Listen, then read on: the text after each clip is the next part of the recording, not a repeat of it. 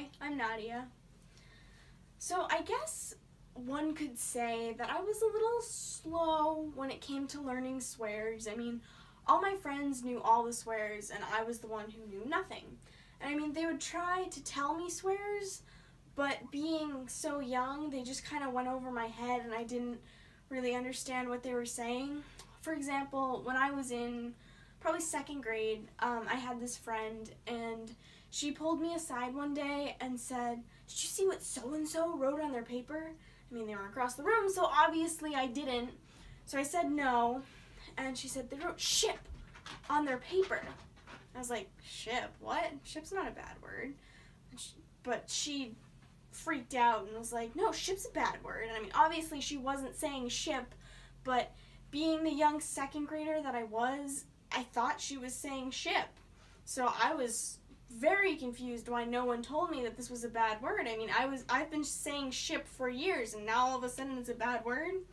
So from that point on, I only referred to aquatic vehicles as boats because ship was a bad word.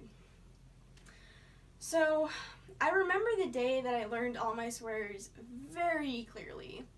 It was an early spring day, so it's one of those days where it's super warm in the sun, but in the shade there are still these snow piles and it's freezing. So it was one of those days, and I remember that my mom was wrapping a present for some kid whose party my brother was going to. And that was when my dad came down the stairs and said, "Today's the day I fixed the toilet."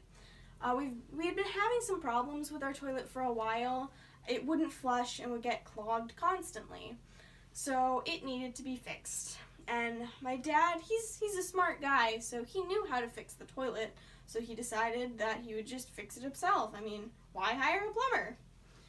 So when my mom and brother left for their party, that was when my dad decided it was time to fix the toilet. So he started by turning the water off, like you do. And he fixed the part super easily. Like, it took probably a total of 5 minutes. And then he went into the basement to turn the water back on. And this was the point where I started following him. I was probably in like 5th or 6th grade, and I was following him because I wanted to know what he was doing. So I followed him back into the bathroom, and he said, "Look, Nadia, I fixed the toilet." So he flushed it, and everything worked fine until the pressure built up, and the pressure caused the part he just fixed to burst off the back of the toilet, which caused this flood of water to just shoot out from the toilet and soak everything. And this water didn't stop. This water kept going and going and going. And all the noise from this water flowing from the toilet into our bathroom caused my older brother, to come out of his room to see what was going on. And my dad was in a panic, and he yelled for me and my brother to go get buckets. So me and my brother started running around the house and into the garage, just looking for anything that could hold buckets. Anything that could hold water, which was primarily buckets. So we would bring the buckets up to my dad, and he would fill a bucket, and then we'd empty the bucket in the tub and just keep doing that. But obviously that wasn't working. So we needed a new way to stop this gush of water, to stop flowing from the toilet. So my dad told my older brother to go into the basement and turn the water valve off, which should have been an easy task. But unfortunately, I don't know if the water valve was stuck or if my brother was turning it the wrong way, but it didn't work and the water just kept coming out and we couldn't get it to stop. So me and my brother ran back into the bathroom and was like, "Dad, we can't get the valve to stop. It won't turn. What do we do?"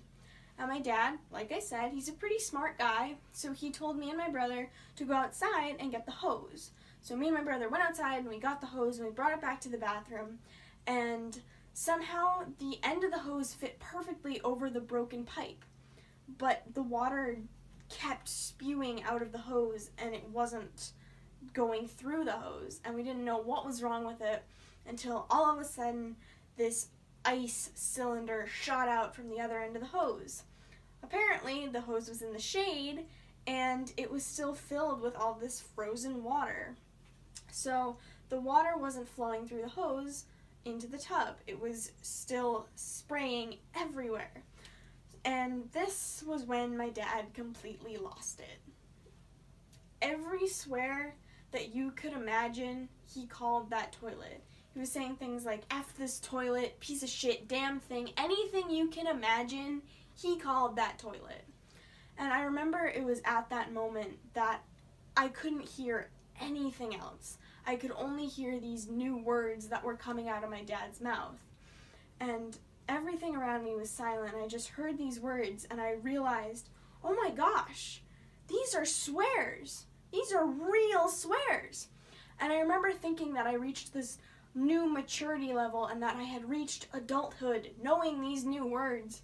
And I remember I couldn't wait until my mom got home so I could tell her that I knew all these swears. And that's not really what happened.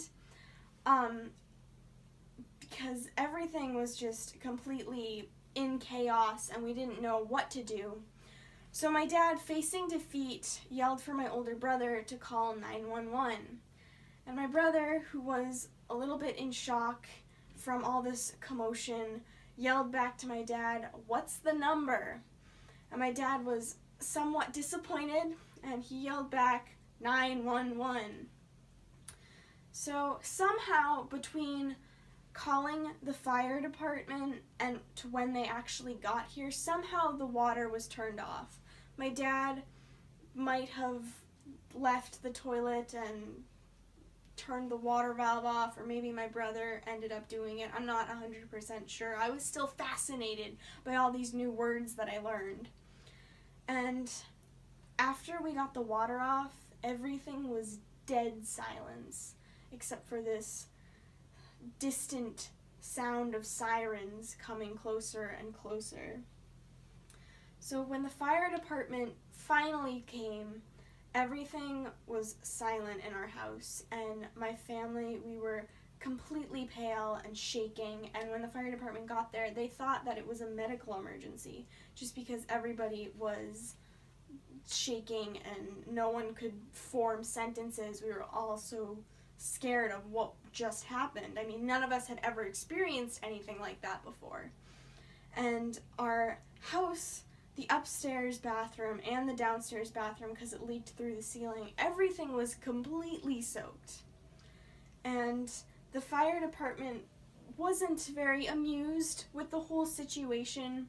They were a little disappointed, except for this one firefighter who had a little bit more sympathy for us and said, "Hey, I'm a volunteer firefighter. I'm actually a plumber. If you wanted to, when I get off work, I can come and fix your toilet." And my dad did not want to attempt to fix this new problem he created, so he gladly accepted this firefighter's offer. So later that day, the firefighter came back and he fixed our toilet and everything was fine. But after that, my dad had to come up with what he was going to tell my mom when she got home. And before she came home, she sent a text to my dad asking, "How did it go?" And my dad didn't even need to say any words. He just took a picture of all the stuff that was completely soaked. And when she got home, she was very upset, and I'm sure words were exchanged. These new fun words were exchanged. And everybody didn't know what was going on. Everybody was still all upset about what happened, and nobody knew what to do. My mom was pretty mad. But I remember later that day, I was going over the ordeal in my head, and I realized that one of the words my dad used was shit. And at that moment, I realized, oh, shit! And it was at that point that I learned that shit was the swear and that it wasn't ship. Thank you.